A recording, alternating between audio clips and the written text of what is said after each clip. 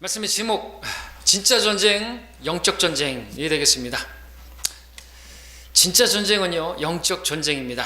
어떤 성경 교사가 말했죠. 세계 1차 대전, 2차 대전, 세계 어떤 이 전쟁들은 영적 전쟁에 비하면요, 그야말로 계다리 벗짐을 지고 가는 여행에 지나지 않는다.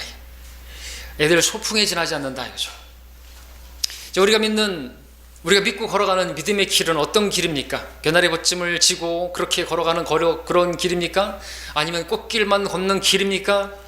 우리가 걷는 그 믿음의 길은요, 치열한 영적 전쟁의 길인 것입니다. 어떤 방식으로 어떻게 다가올지 모르는 그런 치열한 전쟁인 것입니다.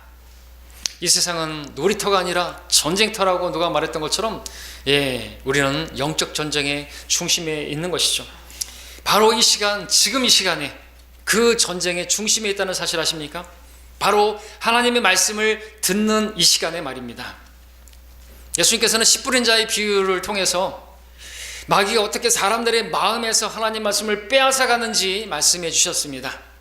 때문에 지금 하나님 말씀을 받는 지금 가장 치열한 영적 전쟁에 여러분들이 놓여 있다고 말씀을 드릴 수가 있습니다. 마귀는 이 시간에 우리의 마음에 여러 가지 생각들을 넣어줌으로써 이 세상의 염려나 또 여러분이 하다가 말고 내려놓고 온 그 일들을 생각나게 하고, 또 어떤 경우에는 핸드폰에 어떤 소식을 또 쳐다보게 만들고 핸드폰을 열어보게 할 그런 생각을 주고, 또 마음이 콩밭에 가게 만들기도 하고 졸립게도 만들고, 그렇게 해서 하나님의 말씀을 듣지 못하도록 역사하는 것이죠. 이 시간에 말이죠. 또 어떤 성도들에게는 어떤 다른 성도를 기억나게 함으로써, 저 말씀은 오늘 오지 않은 그 성도가 들어야 하는 말씀인데, 그러면서 자기는 받지 못하는, 그렇게 역사를 하는 것입니다. 이렇게 우리는 매 순간 어떻게든지 하나님 말씀을 빼앗아가고자 하고, 그래서 하나님으로부터 멀어지게 만드는, 그래서 믿음의 길을 이탈하게 만들려고 하는 속이는 자 마귀의 치열한 영적 전쟁 가운데 우리가 있음을 우리가 인식해야 할 것입니다. 자, 오늘 우리가 읽은 본문 전쟁입니다. 이 전쟁은 혈과 육에 대항하는 전쟁입니다. 그러나 이 본문의 전쟁이 진짜 전쟁은 아니라는 것이죠. 이 전쟁이 진짜 전쟁이 아니고, 이 전쟁이 영적 전쟁은 아닌 것입니다. 이건 혈과 육에 대항하는 전쟁인 것이죠. 그러나 오늘 우리가 보게 되는 진짜 전쟁은 영적 전쟁인데, 이것은 아브라함 안에서 일어난 전쟁인 것입니다.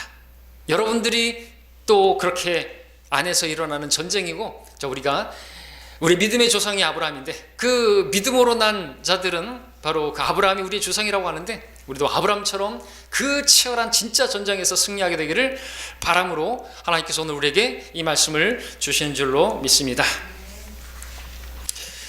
자, 이제 실제적으로 일어난 민족들 간의 전쟁, 오늘 본문에서 보게 되는데, 그보다 더 진짜 전쟁인 아브라함이 치른 영적 전쟁을 우리가 오늘 보고자 하는 것이죠. 이제 아브라함은 롯과 헤어졌습니다. 롯을 내려놨습니다. 롯과 결별했습니다. 마침내 이제 고향을, 아비를, 친족을 떠나라고 하는 하나님의 온전한 그 부르심의 명령에 순종을 하게 되었습니다. 그렇게 하나님의 온전한 뜻 가운데 있게 되었습니다. 그런데 그때 그렇게 순종하게 되었을 때 영적 전쟁을 치르게 된 것을 보게 되고, 거기에 승리한 아브라함을 보게 되는 것입니다. 여러분들도 마찬가지죠. 하나님의 뜻 가운데 있다고 해서 전쟁이 없는 게 아닙니다. 하나님의 뜻 가운데 있다면 여러분들은 영적 전쟁을 치르고 있는 것이고요, 우리들은 승리해야만 하는 숙제를 가지고 있는 것입니다. 오늘 우리 창세기 14장을 통해서 아브라함의 승리가 과연 무엇인가를 우리가 보기를 원합니다. 그래서 우리도 어떻게 승리할 수 있는지 그걸 배워서 우리도 아브라함처럼 승리하게 되기를 바랍니다. 실패하고 넘어지는 우리들이 할지라도 다시 오늘 하나님 말씀을 받아서 이 말씀으로 살게 되기를, 승리하게 되기를 바랍니다. 자, 1절 2절을 보겠습니다. 14장 1절 2절을 보십시오. 14장 1절 2절입니다. 자, 지금 또 그렇게 말씀드렸는데도 지금 생각이 다른 데가 있는 그런 성도가 있습니다. 보이는데 14장 1절 2절 보겠습니다.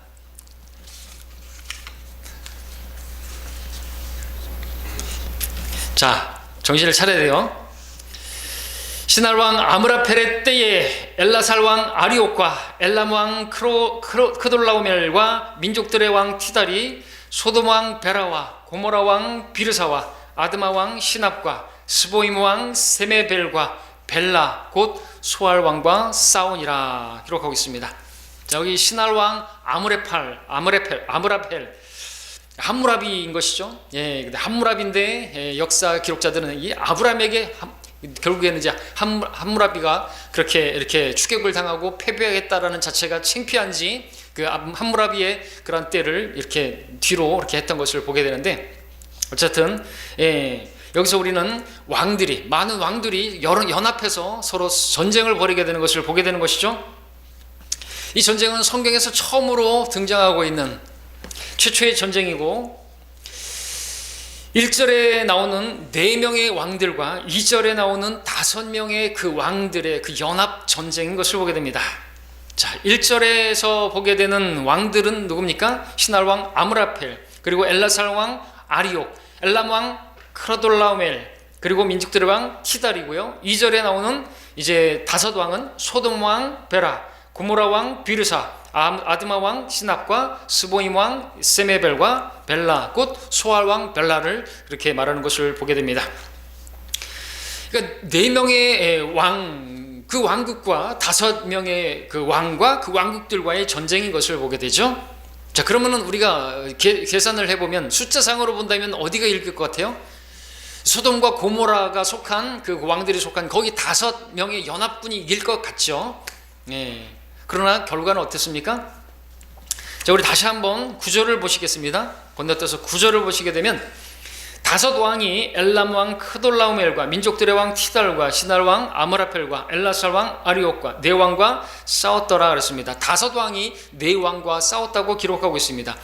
다시 한번 보게 되지만 5왕이 4왕과 싸웠다. 그럼 누가 이길까요? 숫자상으로 본다면, 겉으로만 본다면 당연히 5대4니까 우리가 뭐 축구를 해도 풋살을 하더라도 5대4 그러면은 물론 이제 이쪽 팀이 잘하는 선수들이 있으면 5대4도 4가 이기겠지만 결과적으로 4가 이기는 것을 보게 되는 것이죠. 4가 이기는 것을. 자, 우리는 성경에서 이런 말씀을 보게 됩니다. 누가 이길까? 자, 성경에서 보게 되는 하나님의 말씀. 사무엘상 17장 47절에서는 전쟁이 주의 것이라는 말씀을 보게 됩니다. 역대기야 20장 15절에서는 싸움이 너희에게 속한 것이 아니라 하나님께 속했다는 말씀을 보게 되는 것이죠. 전쟁은 하나님께 속한 것입니다. 하나님께서 함께 하시는 그 팀이 이기는 것이죠. 그래서 4팀임에도 불구하고 5팀을 이겨버린 것입니다. 전력의 싸움이 아닌 것이고. 자, 그렇다면 이때 이 전쟁이 일어나게 된 이유를 우리가 알아야 되겠죠. 왜 이 전쟁이 일어난 것입니까? 물론 모든 싸움과 전쟁의 시작은 우리 육체 안에서 일어나는 지체들의 정욕에서 일어나는 것이다. 더 갖고자 하는 그러한 정욕에서 일어나는 것이라고 우리가 알고 있습니다만은, 여기서의 전쟁은 분명한 이유가 있는데 그 이유는 무엇일까요? 우리 창세기 13장 13절에서 찾아볼 수 있습니다. 거기서 찾아보겠습니다. 자, 졸음이 오시는 분들은 뒤에 가서 이렇게 서서 예배를 드리시면 좋겠습니다. 감사하겠습니다. 10절부터 12절까지입니다. 아니 좀 13장 13절을 보겠습니다. 눈으로만 보시면 보시는 것처럼, 그러나 소돔인들은 사악하였고 주 앞에 극심한 죄인들이었더라고 기록하고 있습니다. 이 전쟁은 그 죄가 가득 차서 하나님께서 다른 이방 왕들을 통해서 그렇게 심판하시는 그러한 심판인 것이죠. 소돔과 고모라를 향한 하나님의 심판인 것입니다. 그 죄가 가득 차서. 또 하나 우리가 알 수 있는 것은 의로운 사람 롯에게 하나님께서 정신을 차리게 하시기 위한, 깨닫게 하시기 위한 그러한 하나님의 섭리인 것이죠. 자, 우리 10절 12절 보겠습니다. 10절 12절 14장입니다. 14장 10절부터 12절입니다. 싯dim 골짜기에는 역청구덩이가 많았는데 소돔 왕과 고모라 왕이 도망칠 때에 거기에 빠졌으며 그 나머지는 산으로 도망하였더라. 그들이 소돔과 고모라의 모든 재물과 그들의 모든 식량을 탈취해가고 소돔에 거하는 아브라함의 형제의 아들인 롯과 그의 재물도 빼앗아 갔더라 기록하고 있습니다. 소돔에 거하는 아브라함의 형제 롯이 거기에 있었던 것이죠. 자, 우리 여기서 전쟁의 승패가 어떠했는지를 먼저 보게 되는데 5왕이 연합하였던 소돔과 고모라의 팀이 패배하고 결국 모든 재물, 모든 식량을 빼앗기고 사람들은 포로로 끌려가고 만 것을 보게 되는데 거기에 살고 있던 롯까지 끌려가게 되는 것을 보게 되는 것이죠. 소돔의 죄악 때문이기도 하고 또 롯을 하나님께서 깨닫게 하시기 위해서도 그렇게 전쟁을 일으키게 된 것을 보게 되는 것이죠. 좀 여기서 영적으로 완전히 망해버린 패배한 롯을 보게 되는 것이죠. 포로로 사로잡혀간 롯을 보게 되는 것이죠. 잠시 다시 창세기 13장 12절의 마지막만 눈을 보시면 롯이요 처음부터 소돔 안에 거하고 있었던 것은 아니었던 것입니다. 13장 12절에 마지막에 보시는 것처럼 롯은 평지의 성읍들에 거하여 자기 장막을 소돔을 향해서 쳤더라고 기록하고 있습니다. 롯은 처음부터 그 안에 거하고 있지 않았어요. 소돔 밖에서 자기의 장막을 그냥 소돔을 향해서 쳤을 뿐인데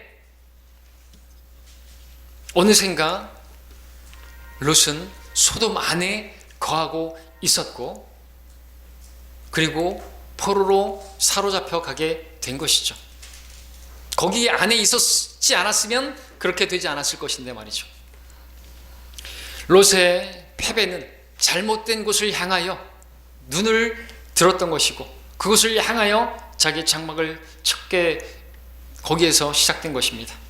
이처럼 우리가 교훈을 배워야 되는 거죠. 우리의 눈이 우리 마음이 어디를 향해 있는 것인가? 우리의 장막을 어디를 향해서 치고 있는 것인가? 거기서 문제가 시작되는 것입니다. 아직 오늘 내가 소돔 안에 들어가 있지 않을 수 있습니다. 그러나 오늘 내가 지금 소돔을 바라보고 있다면, 소돔을 향해서 장막을 치고 있다고 한다면 어느샌가 소돔 안에 깊숙이 개입되어 있는 그런 나 자신을 바라보는 것은 시간 문제일 뿐인 것입니다. 세상으로 가는 성도들, 마귀에게 사로잡혀가는 것이죠. 마귀에게 사로잡혀가는 것이에요, 결국에는. 근데 왜 그렇게 세상에 깊숙이 빠지게 된 것이고 왜 교회를 떠나서 그렇게 세상으로 대마처럼 가버린 것입니까? 세상을 바라보고 있기 때문이죠. 그냥 바라봤을 뿐이에요. 바라보는 데서부터 시작되는 거예요. 이브가 무엇을 바라봤는가요? 선악과를 바라봤죠. 거기서부터 이제 욕심이 생겨날 것이고 망한 것입니다.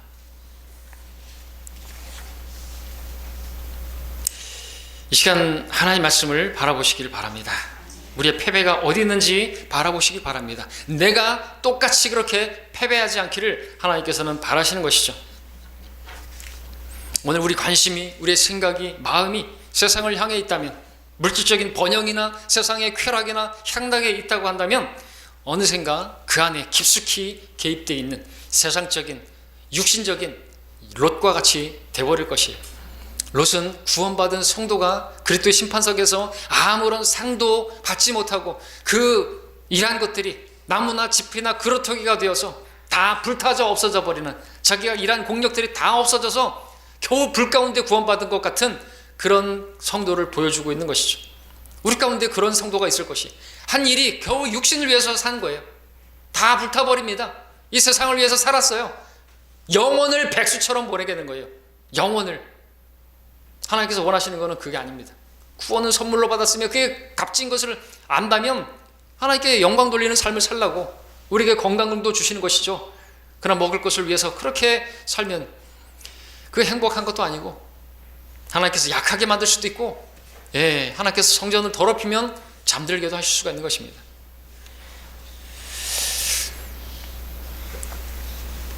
자, 우리 마음이 오직 십자가를 향하고 무엇을 먹을까, 무엇을 마실까, 어떤 것을 먹을까, 어떤 것을 마실까에 있는 것이 아니라 하나님의 나라와 그분의 의에 있기를 바랍니다.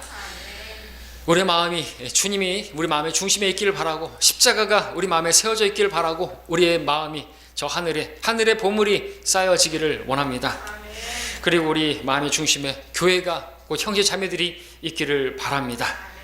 주님 안에 우리가 거하기를 바랍니다. 그러면 주님 안에 거하는 성도는 형제 자매들도 그렇게 돌아보게 되고 교회의 중심적으로 살게 될 것입니다. 자, 우리 13절부터 16절까지 보겠습니다.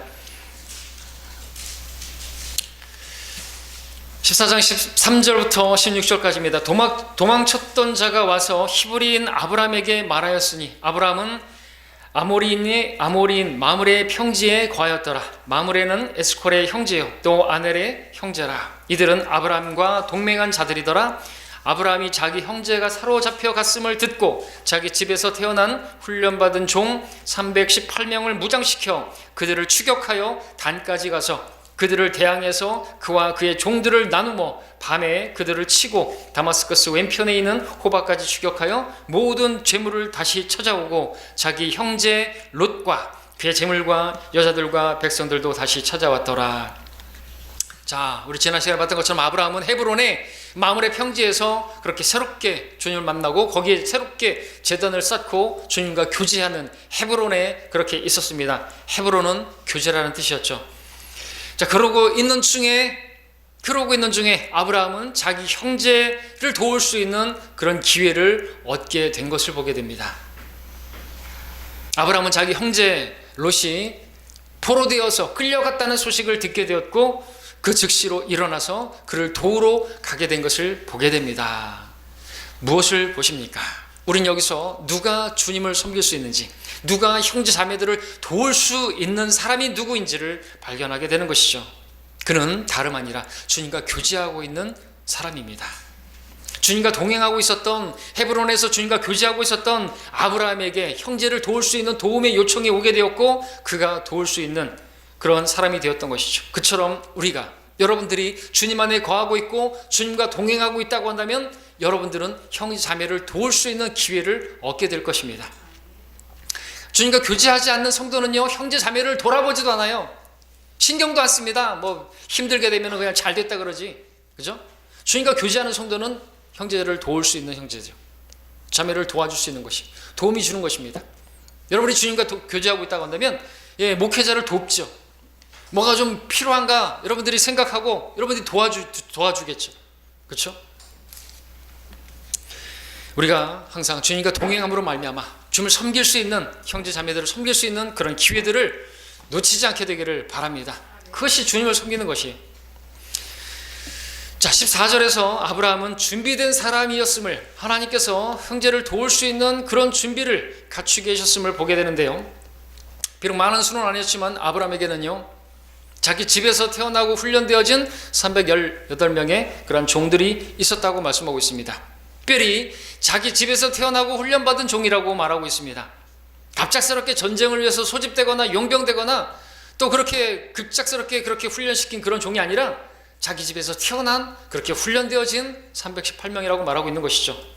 그들은 이미 아브라함이 오랜 시간에 걸쳐서 꾸준하게 준비된 그러한 사람들이었다는 것을 보여주는 것이죠. 그들은 무장할 수 있었고 그들은 싸울 수 있는 아브라함의 그러한 군사들이었던 것입니다. 아브라함은 누군가를 정복할 의도나 또는 자기의 세력을 넓힐 의도로 군사를 그렇게 기르지는 않았을 것입니다. 다만 오랜 나그네와 순례자의 삶을 살면서 자기 가족과 자기 무리를 지키기 위해서 그렇게 자기에게 주어진 환경 가운데서 최선을 다해서 그렇게 살다 보니까 그렇게 이런 조건을 갖추게 된 거죠. 어떤 조건이요?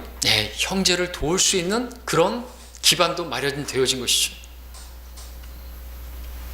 이처럼 저와 여러분들이 매일의 삶 가운데서 주님과 동행하면서 믿음으로 걷는다면, 주님께서 주시는 환경 가운데서 여러분들이 최선을 다한다면 여러분들이 형제 자매를 섬길 수 있는 그런 준비를 하나님께서 갖춰 주실 것입니다. 섬길 수 있는, 근데 기회가 주어져도 섬길 수 있는 조건이 없고 뭐가 없으면 안 되겠잖아요, 그죠? 자, 이렇게 하나님께서 쓰시는 사람들은요, 하나님과 교제하는 사람들이고 그 일상에서 항상 최선을 다해서 하나님을 가까이 하는 그런 사람들인 것입니다. 요셉을 생각해 보십시오. 그럼 평소대로 감옥 안에서 술 맡은 책임자와 빵 맡은 자의 표정이 안 좋은 것을 보게 되고, 그들을 도와주고 그들에게 관심을 가졌을 뿐인데 그 일로 인해서 바로 앞에 총리로 서게 되는 것을 우리가 보게 되죠. 다윗은 어땠습니까? 그저 매일같이 아비의 양떼를 지키고 있었을 뿐인데 어느 날 심부름을 가라는 그 아버지의 말에 순종해서 갔더니 결국에 골리앗을 때려 죽이고 또 그렇게 하나님의 영광을 드러내는 그런 일을 할 수가 있었지 않습니까? 다니엘도 그저 매일 전에 하던 대로 기도했을 뿐인데 결국 그 일로 인해서 하나님의 영광을 드러내는 그런 일을 보게 되지 않습니까? 우리 믿음의 선배들은 다 그랬습니다. 특별한 상황이 와서 갑작스럽게 어떤 반응을 한 것이 아니라 매일의 삶에서 하나님께 주신 환경 가운데서 최선을 다해서 그렇게 거했더니 하나님께서 비로소 또 하나님의 일을 할 수 있는 그런 기회들을, 그런 준비를 갖추게 하셨고 또 섬기게 하셨던 것이죠. 그래서 우리에게 필요한 게 뭡니까? 매일 주님과 동행하는 것이에요. 지금은 아무것도 안 하면서 나중에 하나님께서 나에게 크게 쓰실 거라고 생각하면 안 되는 것이죠. 매일같이 주님과 교제하고 성경을 읽고 기도하고 그것이 없이 나중에는 어떻게 훌륭하게 될 거야, 하나님께서 놀랍게 쓰실 거야, 반부르칠 없습니다. 아브라함을 생각해 보십시오. 하나님과 교제하고 있었던 그에게 하나님께서 그렇게 마련해 주시고 형제를 섬길 수 있는, 도울 수 있는, 구해낼 수 있는 그런 기회를 갖게 되었고 또 그 일에 사용되어진 것을 보게 되죠. 전에 말씀드렸던 것처럼, 그리고 또 우리가 생각할 때는 내가 이 소돔 성에 거하게 되면 안전할 줄 알죠. 아브라함은 장막에 거하면서 살았다 그랬죠. 장막이 안전합니까? 소돔 성안이 안전합니까? 성안이 더 안전해 보이겠죠. 그러나 누가 약탈당하게 하고 누가 끌려갔습니까? 성 안에 있는 사람이. 그를 누가 도와줬습니까? 장막에 거하던 사람이. 그러니까 우리 스스로 뭔가를 다 갖추고 있다고 해서 안전한 게 아닌 것입니다. 여러분들 안전빵으로 살겠다고 뭐 다 갖추고 그러면 주님이 필요 없는, 그러면 결국 하나님께서 치시면 다 잃어버리게 되는 거죠. 주님과 동행하는 것이 필요합니다. 자, 아브라함은 밤에 그들을 쫓아가서 담대하게 싸웠고 승리했고 마침내 롯을, 그리고 그와 비롯한 모든 사람들을, 그리고 재물들을 다 찾아오게 되었습니다.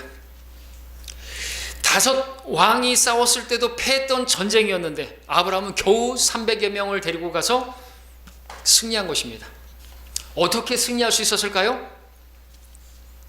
물론 그 왕들이 이미 승리하고 전쟁을 끝낸 마당에서 긴장을 풀고 무장을 해제하고 있었기 때문에 승리할 수도 있었겠죠.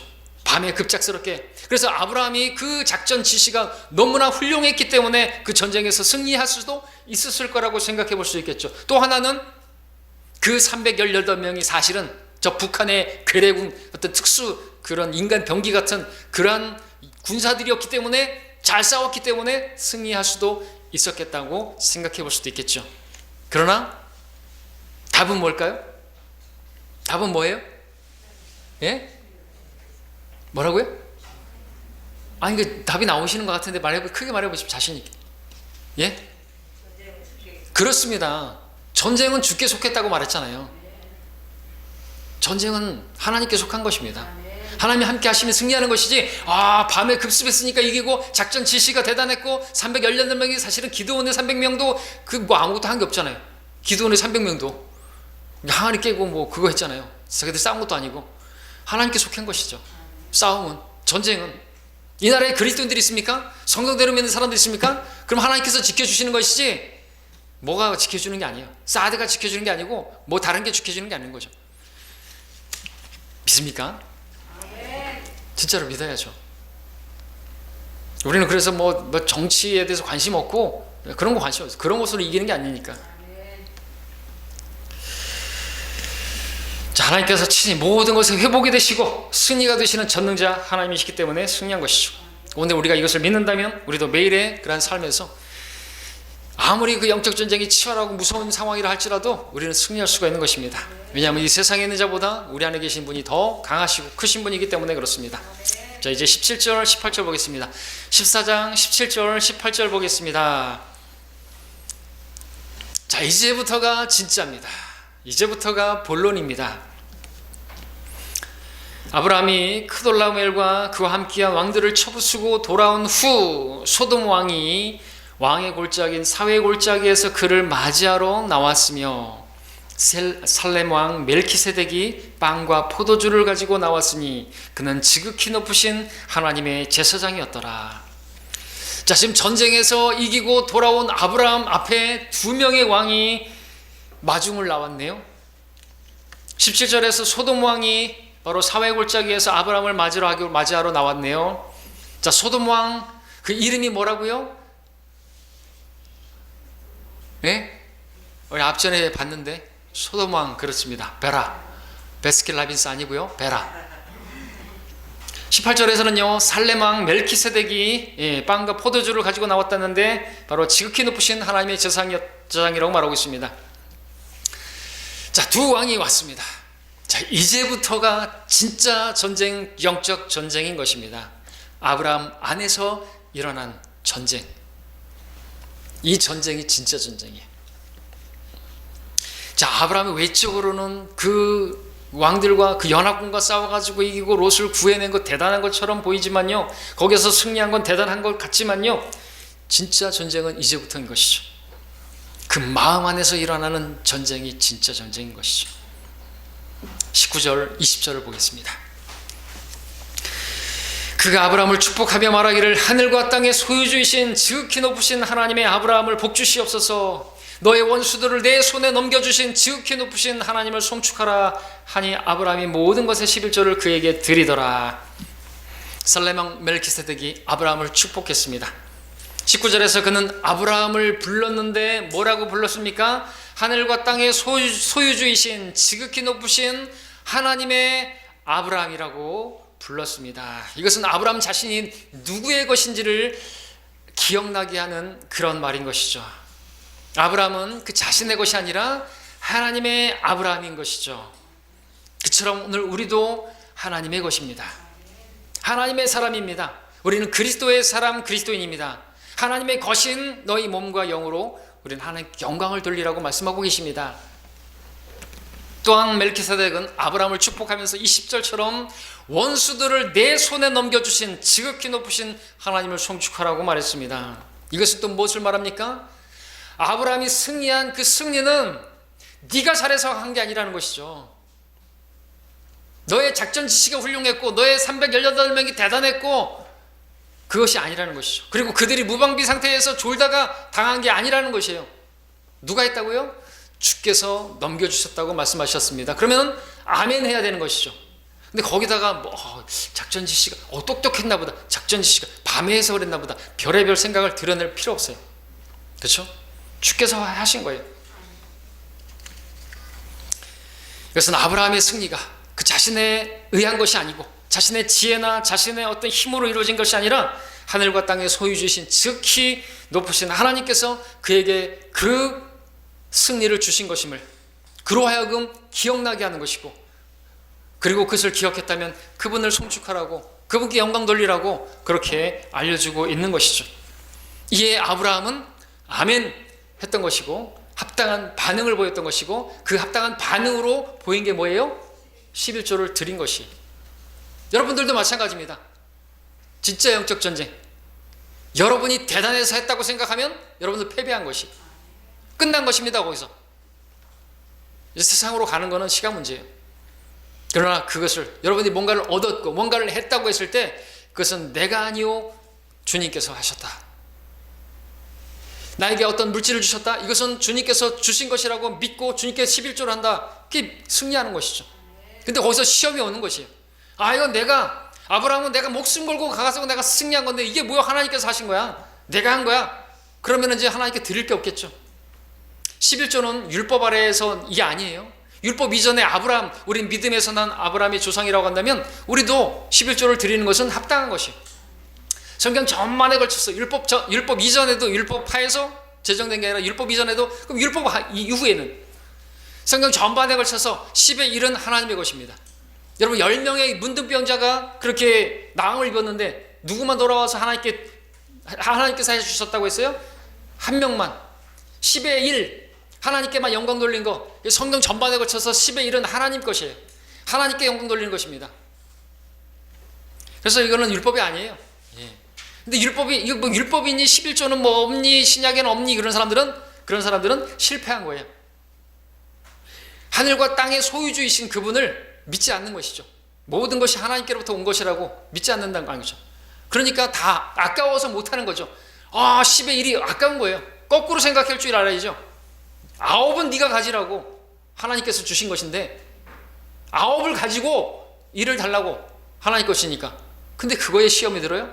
패배하는 것이죠. 만약에 아브라함이 자기가 뭔가를 소유하고 싶고 그 어떤 육신의 정욕이 있다고 한다면 실패해버렸겠죠. 11조 안 드렸겠죠. 멜키세덱에게 뭔 소리요? 내가 똑똑해서 한 것이요. 내가 다 한 것이요. 그럼 안 드렸을 것이요. 송축하라 그랬더니 하란 말도 안 했는데 11조를 드리잖아요. 승리한 거라는 것이죠.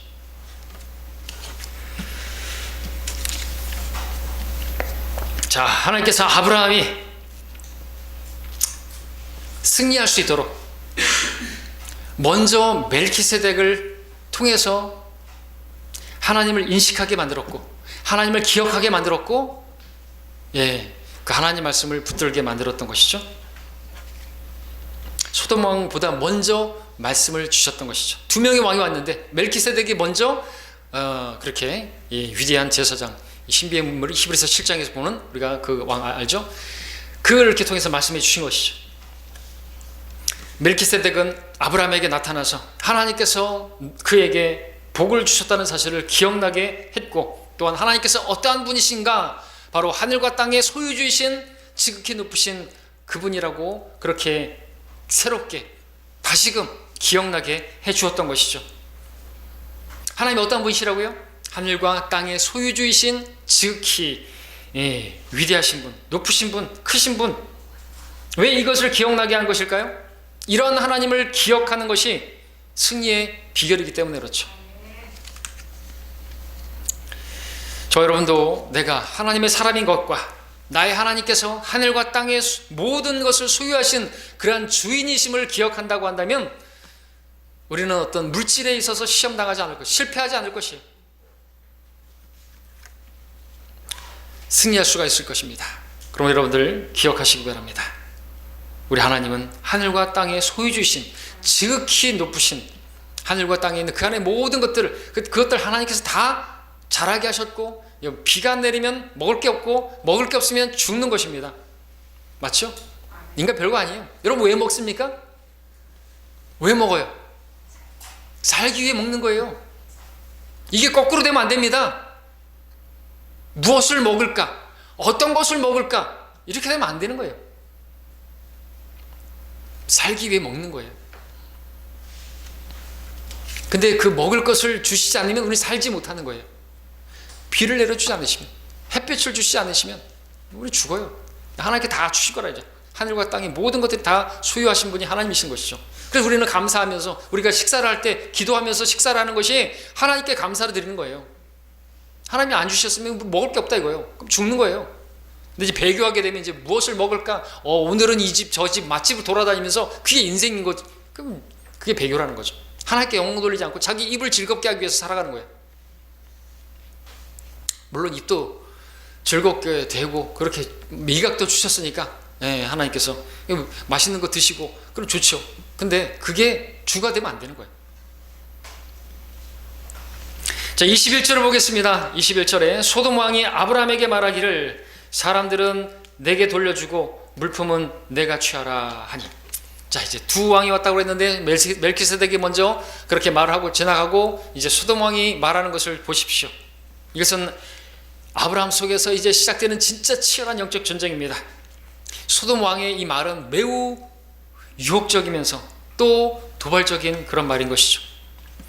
소돔 왕은 베라는 지금 아브라함이 승리하고 그렇게 돌아온 것을 축하하고 환영하면서 아브라함이 되찾아온 그 소돔인들은 나에게 돌려주고 거기서 네가 전리품으로 취한 그 물품들은 네가 가지라고 그렇게 말을 한 것이죠. 이것은 아주 선심을 베푸는 것 같은 그런 말이기도 하면서 더 많은 욕심을 자극하는 도발적인 말이기도 한 것입니다.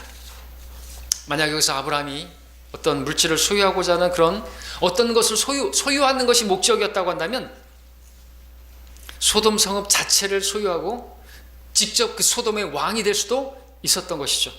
왜냐하면 이때의 소돔 왕은요, 그 베라는요 어떻게 했어요? 도망쳤어요. 역청 구덩이에 빠져가지고 도망갔단 말이죠. 아니, 백성을 버리고 도망간 거예요. 아무것도 아닌 사람이 된 거예요. 왕 자격이 없어요.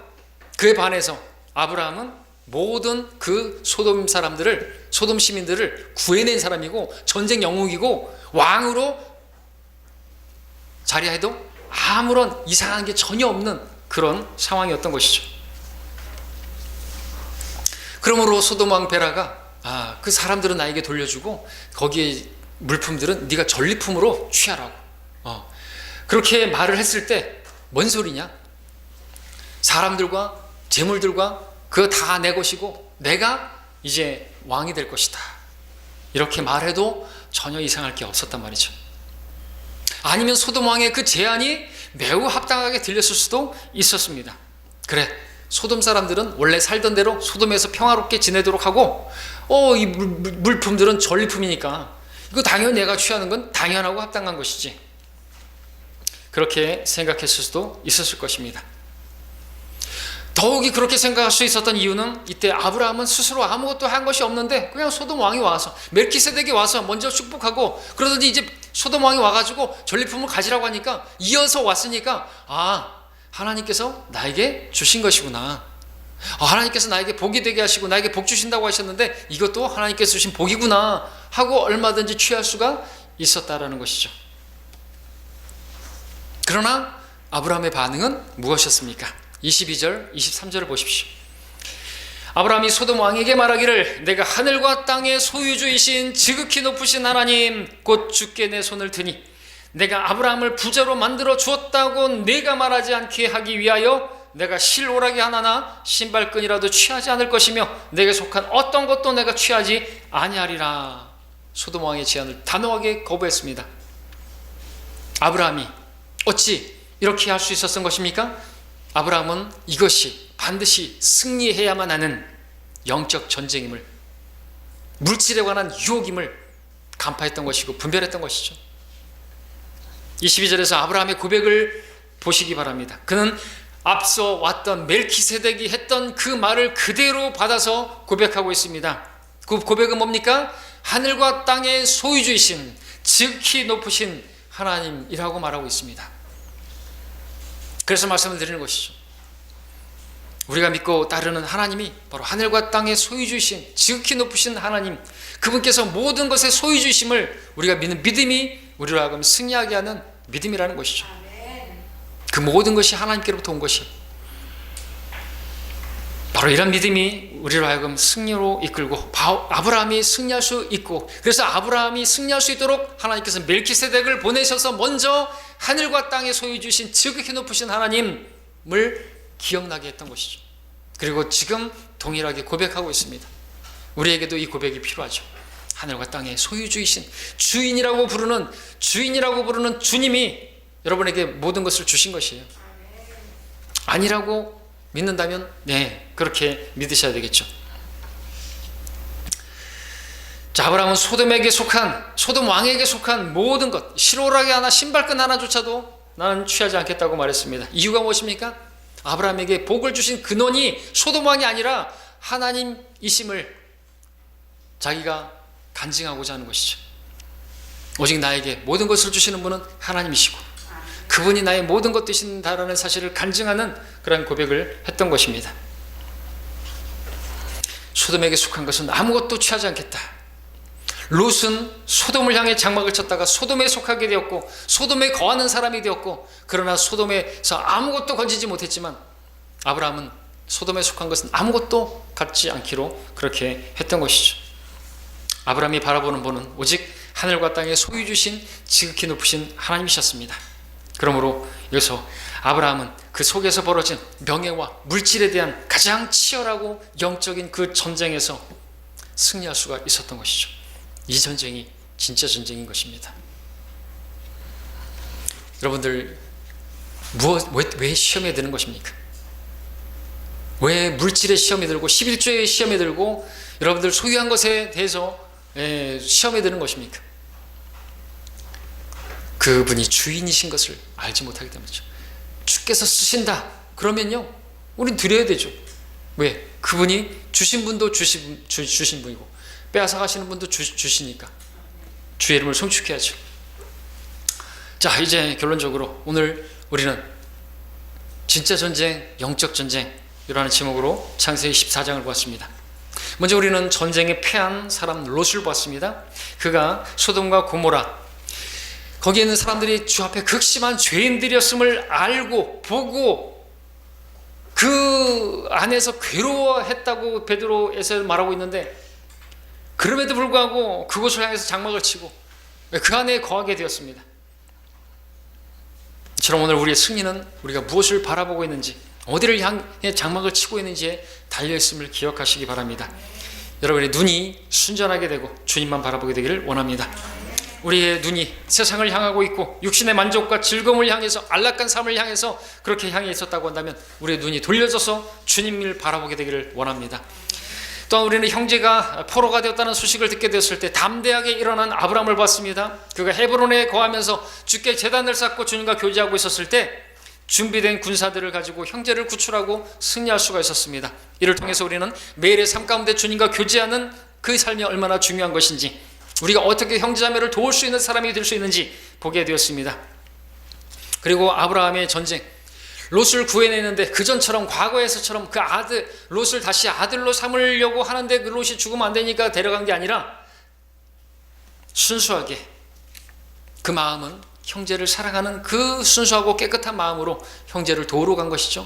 아무런 노림수도 없었던 것이죠. 하나님과 교제하는 성도는 노리는 것 없이, 뭔 대가를 바라는 것 없이 그렇게 형제자매를 섬기는 사람인 것입니다. 또 우리는 마지막으로 아브라함이 그 마음에서 벌어진 눈에 보이지 않는 진짜 전쟁, 영적 전쟁을 보았습니다. 그가 혈과 육에 대항하는 전쟁에서는 승리했을지만 몰라도 그 마음에서 일어난 진짜 전쟁이 기다리고 있었으니 바로 아브라함을 맞으러 온 소돔 왕과 그리고 멜키세덱 왕을 통해서 그렇게 일어난 것이죠. 멜키세덱이 뭐라고 말했을 때 거부할 수도 있었던 것이죠. 그리고 소돔 왕이 말했을 때 그것을 받아들일 수도 있었던 것이죠. 그럼 패배하는 것입니다. 아브라함은 마음 밖에서 일어난 전쟁에서 승리했을 뿐만 아니라 마음 안에서 일어난 전쟁에서도 승리했던 것이죠. 진짜 전쟁에서 승리한 것입니다. 그는 하나님께서 주시는 것이 아니면 받지 않겠다고 그렇게 작정했던 것이고, 소돔 왕이 주는 어떤 인정이나 명예나 어떤 유익이나 혜택도 실오라기 하나, 신발끈 하나조차도 자기는 취하지 않겠다고 말했습니다. 이러한 단호하고 멋진 믿음의 고백은 바로 나의 하나님께서 하늘과 땅의 소유주이신 분이시오 지극히 높이신 그분임을 믿었기 때문에 가능했던 것입니다. 그리고 아브라함이 이렇게 믿음에서 승리할 수 있었던 것은 하나님께서 그에게 소돔 왕보다 먼저 멜키세덱을 보내셔서 그를 통해 하나님을 인식하게 만들었고, 하나님을 기억나게 만들었고, 하나님을 붙들도록 만들었기 때문에 그렇습니다. 오늘 여러분에게도 하나님께서 다시금 기억나게 하십니다. 하나님이 누구신가? 그분이 주인이시다. 그분이 하늘과 땅의 소유주이신 분이다. 나에게 모든 것을 주시는 분이시다 라는 것을 기억나게 하심으로써 여러분들이 물질과 어떤 명예나 어떤 소유나 그런 것들에서 시험당하고 마귀에게 끌려가고 그렇게 패배하지 않기를 바라시는 것입니다. 자, 우리도 아브라함처럼 그렇게 승리하기를 원합니다. 그 하나님을 기억하고 승리하게 되기를 바랍니다. 우리 안에서 능력이 되시고 지혜가 되시고 모든 것 되시는 우리 주님을 의지함으로 말미암아 새롭게 주님을 바라보시고 승리하는, 그리고 하나님께 영광 돌려드리는 우리 모두가 되시기를 바랍니다. 기도하겠습니다.